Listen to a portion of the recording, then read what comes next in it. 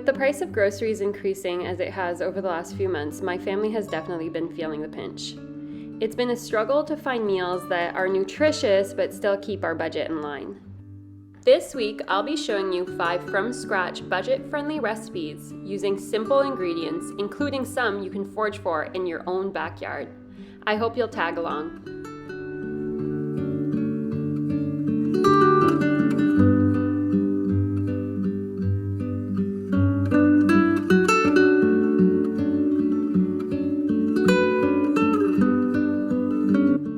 It's a really weird time of year for us. We're trying to use up the very last of what's left over in our cellar. So the potatoes with the eyes and the onions that are starting to get soft. But then we have a little bit of produce coming from the garden as well. So some lettuces and some spinaches and all the cold hardy crops that greet us in the spring.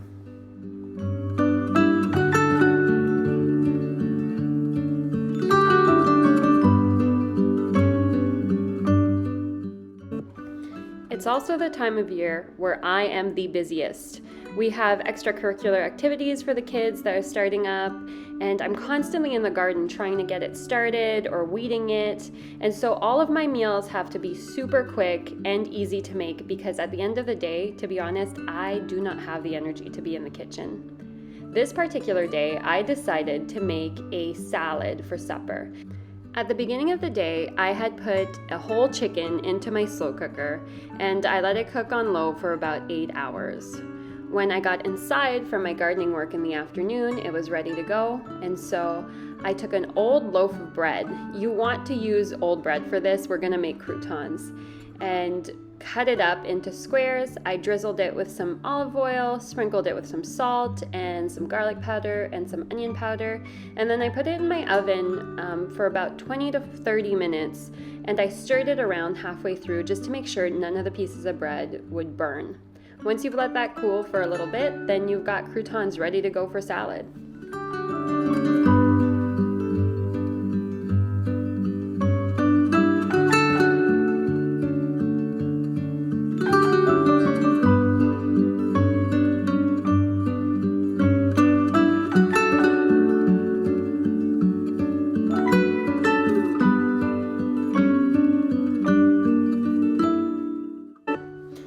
I used to think that meals had to be super complicated. At least I pictured the ideal version of myself making a complicated supper for my husband every single night. But now that I've been married for 10 years, I feel a lot more confident in my homemaking skills, and I just realized that there are limits to the things I can do. Especially because we live on a homestead, I have to wear a lot of different hats. I can't be in the kitchen all day, all done up in heels, just taking care of my husband like that. I think that that is culturally an idealized version of the housewife and not necessarily the type of housewife that was actually present if we're looking back at like 200 years ago. When most people were living in agricultural settings, were living on farms, and were having to take care of all these children. I mean, these women weren't all done up waiting for their husbands to come home from work. They were actively spending time taking care of their families, taking care of the animals, taking care of their farms and gardens. So don't feel bad if sometimes some of your meals are not as complicated as you would like them to be. You're still doing a good job. Next up, I got some chickpeas going. As you can see, I threw those in the oven with some avocado oil, some salt, some pepper, some paprika, and then I cut up a tomato and some lettuce I got from the garden, some cucumber. Really, you can add anything you'd like into a salad as long as you think the flavors will taste good. And here's a trick. If you're not sure if the flavors will taste good, put that certain ingredient just on the side and try a little bit of it yourself. And if it tastes good, you can recommend it to the rest of the people in your family. And if it doesn't, then just hide it, get rid of it. No one needs to see it. These chickpeas are a great addition to salad because they add a little boost of protein. The trick to them is to get them really crispy. You almost want them kind of crunching when you bite down on it so that it gives a little bit more texture in the salad and keeps it more interesting. The other nice thing about salad is that you can prepare everything ahead of time. And so there's not this big rush to get everything ready as everyone is hungry and tired. You can actually just get everything ready at the beginning of the day. And then at the end of the day, throw it all together with some dressing, some cheese, and then the protein that you've chosen to go with it. To top my salad, I decided to make one of my super easy salad dressings. Now, for salads, I usually choose one of two dressings, either a balsamic vinegar dressing, or I'll choose this dressing, which is a honey mustard dressing. I start off by making just an easy mayo, and then to it, I'll add a little bit of honey, some mustard, and then I mix it all together until it's nice and blended.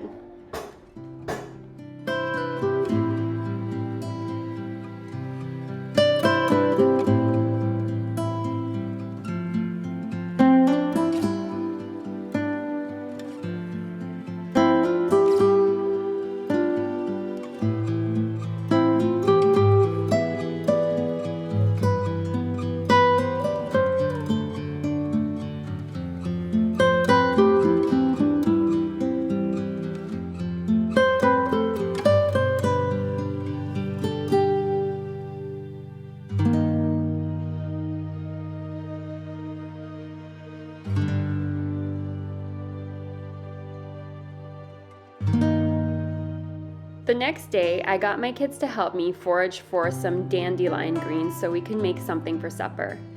It might seem a little bit odd to eat dandelion greens, but they are actually so healthy for you. Now, if you've ever pulled a dandelion out of the ground, you'll notice that the root is really long and thick, and so the dandelion is able to get nutrients from a deeper part of the earth that other plants just aren't able to get to. And so you get all this nutrition from these dandelions, and they pop up as one of the first things in spring, so we decided that we were going to include this in our meal. They are a little bitter, so you do have to use some precautions when you're cooking, especially if you have kids around who aren't into these bitter type tastes like arugula and other greens. So this recipe is actually a take on one of my mother's recipes that she used to make when I was younger, and it just so happens to be super delicious, but very, very inexpensive, using basic ingredients that you probably have in your own pantry. It's called Italian sausage linguine, but really you can use any kind of pasta. I did have linguine on hand, so I just threw that into my boiling water. Afterwards, I cut up a whole onion. I diced it up, and then I crushed some garlic as well. While I was cutting up the onion, I melted some lard in a pan. You could use butter or olive oil, whatever fat you would like. I cooked up the onion and garlic in it, and then I added some ground pork. Ground pork is a super cheap cut of meat. I used 2 pounds for this recipe, but depending on your family size, you can increase or decrease the amount. To the ground pork, I added some salt, some pepper, some red wine vinegar, a little bit of maple syrup, but you could also do sugar or honey or something like that, just a dash of it, and some Italian spices, just to make like an Italian sausage type of flavor. And then I added a whole can of diced tomatoes. I let that simmer on my stove for 10-15 minutes, making sure the pork was fully cooked. And once it was, and the tomatoes had reduced down a little bit, I went ahead and I added all our dandelion greens. It looks like a lot, but it's just like spinach, so it will cook down and shrivel up, and it will look a lot less when the meal is prepared. Okay, and here's my trick for making the dandelion greens more palatable. The trick to cooking dandelion greens, in my opinion, is to use an acidic flavor in order to balance out the bitterness of the dandelion greens. So in here we already have tomatoes, which are acidic, but to make it a little better, you can also add some balsamic vinegar to it, or any type of vinegar for that matter, in order to balance out those flavors. I also added some pasta water to the sauce because I found it a little bit thick. Once the mixture with all the tomatoes and the pork and everything had simmered for long enough, I went ahead and I added to my cooked pasta. I mixed it in and then I let it sit for about 10 minutes so the flavors would infuse into the pasta itself.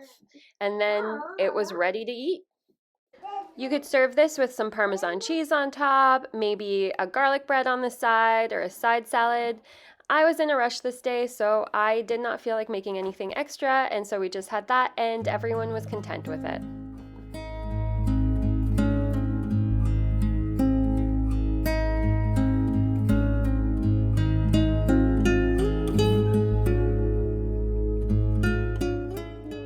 The next day, I started putting together some hot dog buns.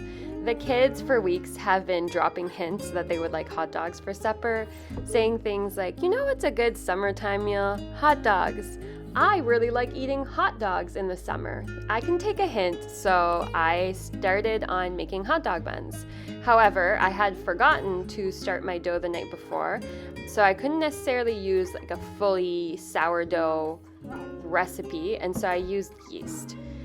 I'm not going to share with you guys this recipe because these did not turn out the way I wanted to, and I think that's because of multiple reasons. First off, I just figured out that my oven is actually broken. There's something wrong with the thermometer on the inside, and so we're waiting for a service call from the company, and they've been really helpful so far, but yeah, so my bakes have been a little bit inconsistent. And then the second reason being I am not used to working with yeast. So that might be another reason why those breads failed. I thought about just getting rid of this meal completely, but then I wanted to show you guys that realistically, sometimes you make things that don't work out and it still turns out edible half the time. Like, they weren't great buns, but everyone ate them and no one really complained about them other than to say these are weird. So yeah, I just think there's no room for perfection in homemaking, and sometimes we just have to be happy with good enough.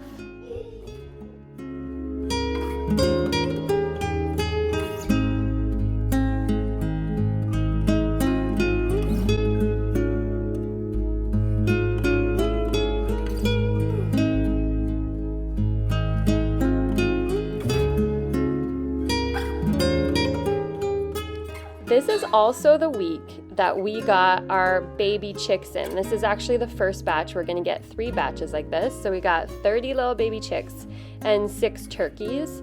We like to raise our turkeys with our baby chicks because they are complete idiots and will find new and amazing ways to die.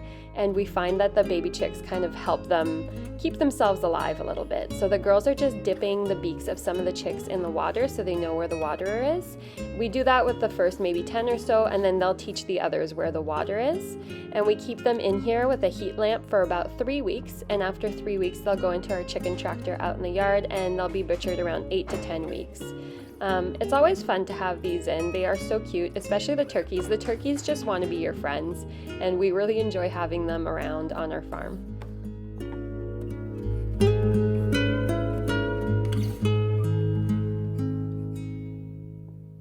I had to really hurry up and get a side on the table to go with those hot dogs. We had been outside dealing with the baby chicks, and then there was an issue with a skunk, and the kids went out hunting for it, and so I was really behind. And so I just took some baked potatoes and threw it into the oven. The oven is still inconsistent at this point with heat, but I had been preheating it all afternoon basically, so I was pretty hopeful that it was going to turn out. And if not, we could always just throw everything on the barbecue. So I've showed you guys how I make my baked potatoes before. I just rub them with olive oil, sprinkle some salt on top, and then put them in a 425-degree oven for 30 minutes to 40 minutes, depending on how big they are. This time around, I want to cut down on time, so I cut them in half, and then we served everything with some sour cream, some butter, some chives, some sauerkraut, and all the fixings for hot dogs. The next day, I decided to get some dough going to make some tortillas for supper so we could have some tacos. I'm not a huge fan of this recipe. It turns out good half the time, and then the other half, it turns out not as nice. And I think the trick to using this one is really not to let the dough over ferment. So that's why I did not mix it the night before and did it the morning of. I find the last time it has to ferment, the less floppy and sticky these tortillas get. And then instead of butter or any other kind of fat, I decided to use lard. I think it just gives it a more complex flavor. So I added all that to my Bosch mixer and I got the dough all mixed up. I will go ahead and link the recipe I used in the description below so you guys can have it. When it was time to make supper, I went outside and gathered some of the lettuce that's growing in our greenhouse. Everything's really coming up in the garden, but the stuff in the greenhouse has had a head start.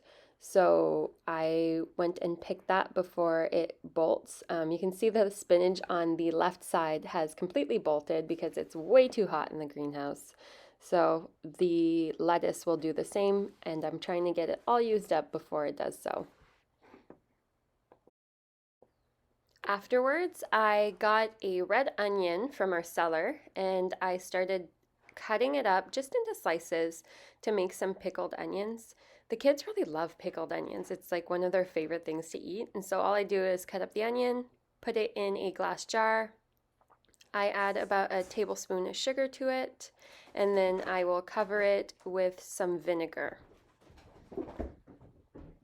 Once it's covered, I put the lid on the jar and just give it a really good shake just to try and dissolve some of that sugar. It doesn't need to be perfect, and then I just let it sit for, I don't know, 10 to 20 minutes on my counter until the flavors infuse into the onions, but you could also pop the whole jar into the fridge for a couple days.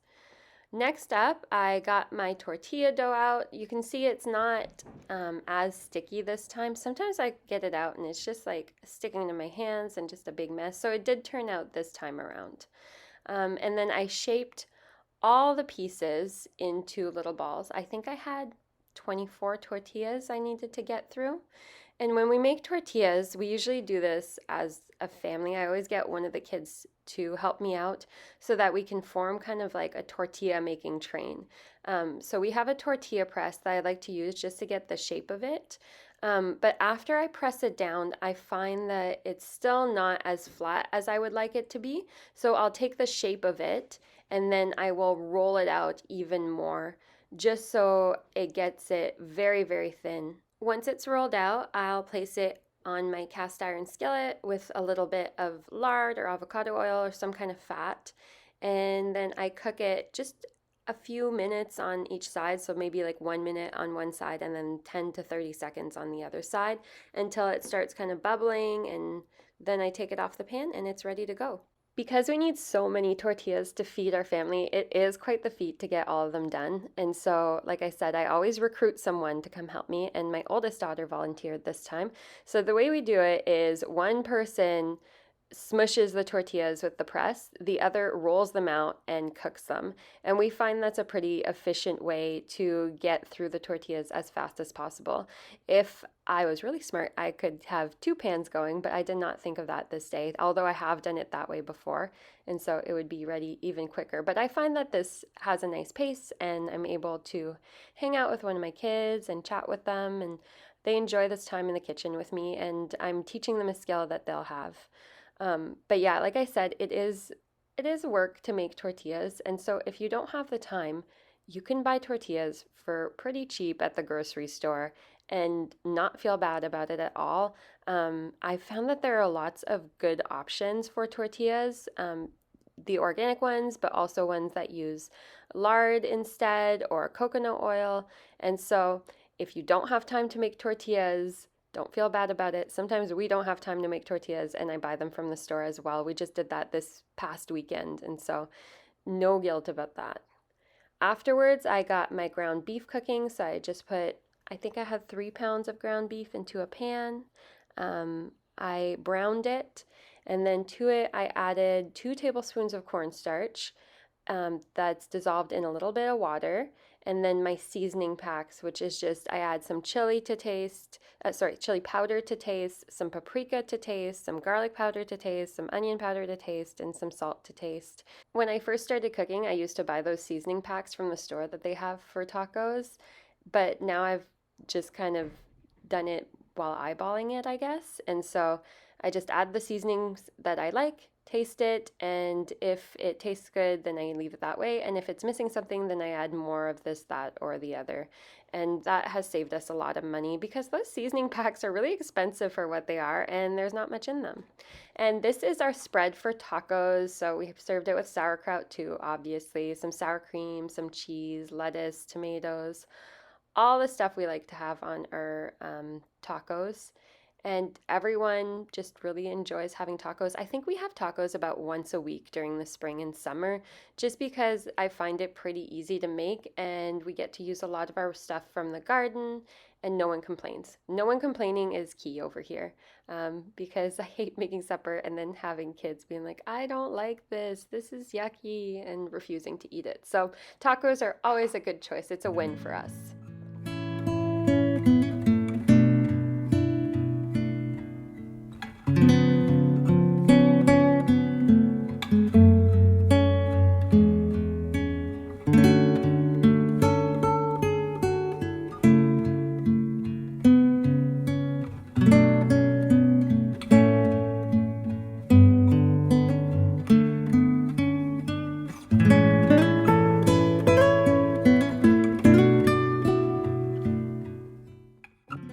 The next day, we decided to make some pulled pork for supper. Pulled pork is super easy, and we had some extracurricular activities we needed to get to that night, and so it just seemed like that was the obvious choice for us since it doesn't require any hands-on time really from me.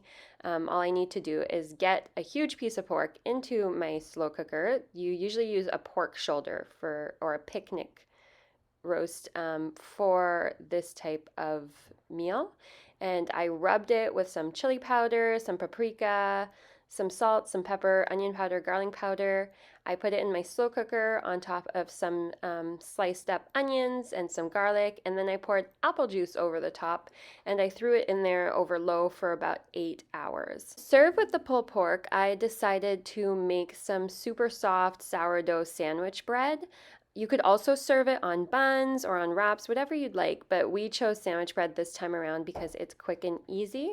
I used the recipe from Kate at Venison for Dinner, and they really turned out well. I will link that recipe in the description below for you so you can have it on hand. Right before dinner was ready, I realized I didn't have any barbecue sauce left, so I whipped up a quick batch. All you need for this is about 1.5 to 2 cups of ketchup, 1.5 to 2 cups of sugar, about a half cup of vinegar of your choice. I used apple cider vinegar in this case, some Worcestershire, about a tablespoon, some mustard, some salt, some paprika, some onion powder, garlic powder, and then mix it all together in a saucepan and simmer it until it thickens. It takes about 15 minutes, and then you have your own homemade barbecue sauce without any additives or anything weird, and it tastes delicious. Everyone enjoys it. Once I was done with the barbecue sauce, I pulled apart the pulled pork. As you can see, I have little fingers and little boys trying to get the meat because they were hungry. And so I was trying to work around them quickly. And then I used my hand mixer to pull apart my pulled pork.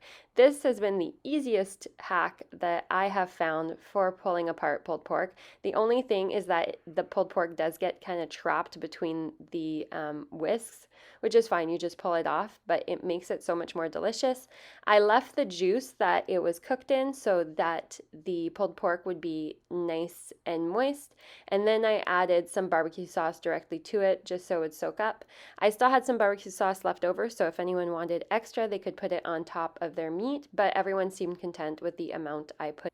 I kept the sides really easy by reusing the pickling mix I had made earlier in the week to pickle those red onions. We still have it left over. I had put it in the fridge, and so then I just took my cucumbers, put it in the brine for about 20 minutes just to let the flavors infuse.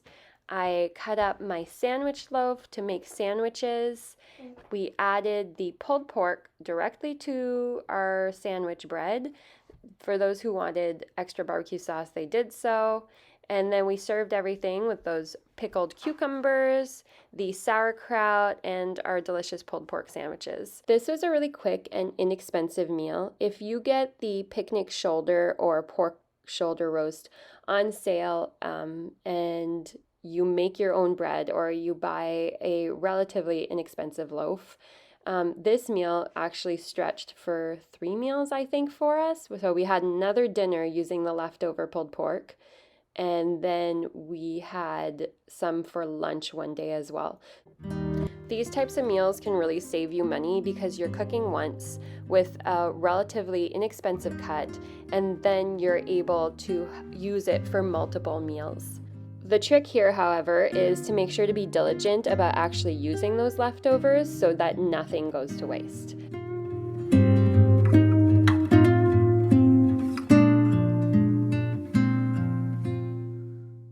And that's all I have for you this week. If you enjoyed this video, please go ahead and hit the like button. And if you're new here or you haven't done so already, please consider subscribing. I'm here once a week with a new video. I'll see you all next time.